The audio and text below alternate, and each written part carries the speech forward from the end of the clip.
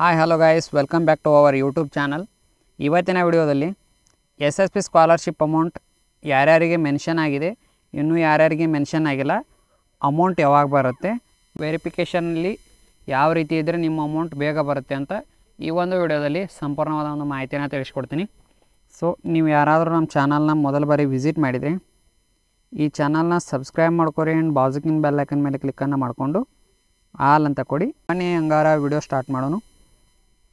So ಮೊದಲನೇದಾಗಿ SSP ಸ್ಕಾಲರ್ಶಿಪ್ನಲ್ಲಿ ಈ ವರ್ಷ ಯಾರ್ಯಾರು ಅಪ್ಲೈ ಮಾಡಿದ್ದೀರಿ ಅಂಥವರಿಗೆ 15,000 ತನಕ ಸ್ಕಾಲರ್ಶಿಪ್ ಅಮೌಂಟನ್ನು ಹಾಕ್ತಿದ್ದಾರೆ. ಸೊ PUC ವಿದ್ಯಾರ್ಥಿಗಳಾಗಲಿ ಡಿಗ್ರಿ ವಿದ್ಯಾರ್ಥಿಗಳಾಗಲಿ ಎಲ್ಲರಿಗೂ ಕೂಡ ಈ ಒಂದು ವಿಡಿಯೋ ನೋಡಿದರೆ ಸೊ ನಿಮಗೆ ಅರ್ಥ ಆಗುತ್ತೆ ಯಾವಾಗ ಅಮೌಂಟ್ ಬರುತ್ತೆ, ಏನೇನು ಕತೆ ಅಂಥೇಳಿ. ಸೊ ಆದಷ್ಟು ಈ ಒಂದು ವಿಡಿಯೋನ ನಿಮ್ಮ ಫ್ರೆಂಡ್ಸ್ ಸರ್ಕಲ್ಗಳಿಗೆ ಶೇರ್ ಮಾಡಿ. ಮೊದಲನೇದಾಗಿ ಲಾಗಿನ್ ಆದ ತಕ್ಷಣ ಈ ರೀತಿಯಾಗಿ ನಿಮಗೆ ಹೋಮ್ ಪೇಜ್ ಬರುತ್ತೆ. ಸೊ ಈ ಒಂದು ಹೋಮ್ ಪೇಜ್ನಲ್ಲಿ ನಿಮ್ಮ ಒಂದು ಸ್ಟೇಟಸನ್ನು ಹೇಗೆ ಚೆಕ್ ಮಾಡ್ಕೊಳ್ಳೋದು ಅಂತ ಮೊದಲಿಗೆ ತಿಳಿಸ್ಕೊಡ್ತೀನಿ. ಇಯರ್ ವೈಸ್ ಸ್ಟೇಟಸಲ್ಲಿ ಹೋದರೆ ಈ ರೀತಿಯಾಗಿ ಆಪ್ಷನ್ ಬರುತ್ತೆ. ಸೊ ಸೆಲೆಕ್ಟ್ ಅನ್ನೋ ಆಪ್ಷನ್ ಮೇಲೆ ಕ್ಲಿಕ್ ಮಾಡ್ಕೋಬೇಕು. ಸೊ ಈ ವರ್ಷ 2024-25 ಅಂತೇಳಿ ಚೂಸ್ ಮಾಡ್ಕೊಳ್ಳಿ. ಚೂಸ್ ಮಾಡಿಕೊಂಡು ಇಲ್ಲಿ ವ್ಯೂ ಅನ್ನೋ ಆಪ್ಷನ್ ಇದೆ ನೋಡಿ, ಅದ್ರ ಮೇಲೆ ಕ್ಲಿಕ್ ಮಾಡ್ಕೊಳ್ಳಿ. ವ್ಯೂ ಅನ್ನೋ ಆಪ್ಷನ್ ಮೇಲೆ ಕ್ಲಿಕ್ಕನ್ನು ಮಾಡ್ಕೊಂಡು ಆದ ತಕ್ಷಣ ನಿಮಗೆ ಸೊ ಮೊದಲನೇದಾಗಿ ನಿಮ್ಮ ಒಂದು ಡೀಟೇಲ್ಸ್ ಎಲ್ಲ ತೋರಿಸುತ್ತೆ. ಸೊ ವೆರಿಫೈ ಆಗಿರ್ಬೋದು ಅಥವಾ ವೆರಿಫಿಕೇಷನ್ ಬೈ ಕಾಲೇಜಿಂದ, ಅಂದರೆ ನಿಮ್ಮ ಒಂದು ಕಾಲೇಜ್ನಲ್ಲಿ ವೆರಿಫೈ ಆಗಿರೋದು ಇಲ್ಲಿ ತೋರಿಸುತ್ತೆ. ಅಪ್ಲಿಕೇಶನ್ ವೆರಿಫೈ ಆಗಿರುತ್ತೆ, ಅಕಾಡೆಮಿಕ್ ಡೀಟೇಲ್ಸು ಕೂಡ ವೆರಿಫೈ ಆಗಿದೆ. ಸೊ ಇದಾದ ತಕ್ಷಣ first level of application verification ಅಂತ ಇರುತ್ತೆ, 2ನೇ ಟ್ಯಾಬು. ಫಸ್ಟ್ ಲೆವೆಲ್ನಲ್ಲಿ ಬ್ಯಾಕ್ವರ್ಡ್ ವೆಲ್ಫೇರ್ ಡಿಪಾರ್ಟ್ಮೆಂಟ್ನವರು ನಿಮ್ಮ ಒಂದು ಅಪ್ಲಿಕೇಶನ್ ವೆರಿಫೈ ಮಾಡ್ತಾರೆ. ಸೊ ಇಲ್ಲಿ ಅಪ್ಲಿಕೇಶನ್ ವೆರಿಫೈ ಆ್ಯಂಡ್ ಎಲಿಜಿಬಲ್ ಅಂತ ಎಸ್ ಅಂತ ಕೊಟ್ಟಿದ್ದಾರೆ. ಸೊ ಇನ್ನು ಇದೇ ಪೇಜ್ನಲ್ಲಿ ನಿಮ್ಮ ಒಂದು ಸ್ಕಾಲರ್ಶಿಪ್ ಅಮೌಂಟ್ ತೋರಿಸಲ್ಲ.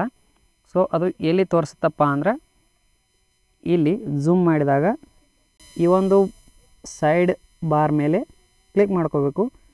ಸೈಡಲ್ಲಿ ಈ ರೀತಿಯಾಗಿ ಕ್ಲಿಕ್ ಮಾಡಿಕೊಂಡ್ರೆ ಇನ್ನೊಂದು ಪೇಜ್ ಓಪನ್ ಆಗುತ್ತೆ.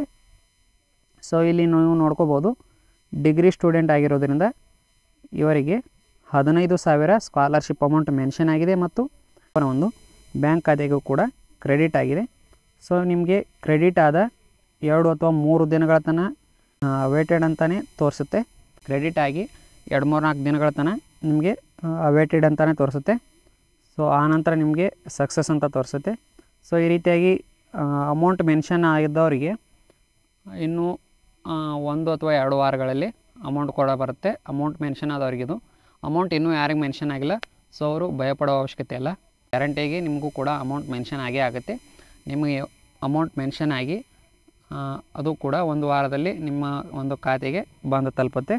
ಸೊ 15,000 ಪ್ಲಸ್ ಇಲ್ಲಿ ಪಿ ಕನ್ಸೆಷನ್ ಅಂದರೆ P amount push to DBT ಅನ್ನೋ ಆಪ್ಷನಲ್ಲಿ ಇದು ಎಷ್ಟು ಬರುತ್ತಪ್ಪ ಅಂದರೆ ಡಿಗ್ರಿ ವಿದ್ಯಾರ್ಥಿಗಳಾಗಿದ್ದರೆ 3,000 ಸಮಥಿಂಗ್ ಬರುತ್ತೆ.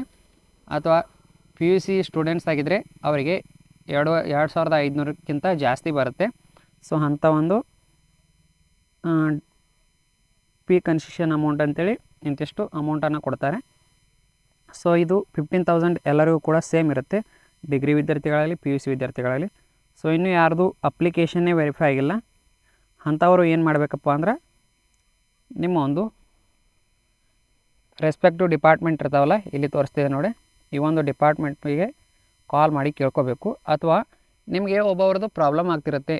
ಏನಪ್ಪ ಅಂದ್ರೆ ಪಾಸ್ವರ್ಡನ್ನು ಹಾಕಿ ಕ್ಯಾಪ್ಚರ್ ಕೋಡನ್ನು ಕೊಟ್ಟಾಗ ಲಾಗಿನ್ ಅಂತ ಕೊಟ್ಟರೆ ಅಲ್ಲಿ ಪಾಸ್ವರ್ಡ್ ಸೆಟ್ ಮಾಡೋದನ್ನು ಕೇಳ್ತಿರುತ್ತೆ.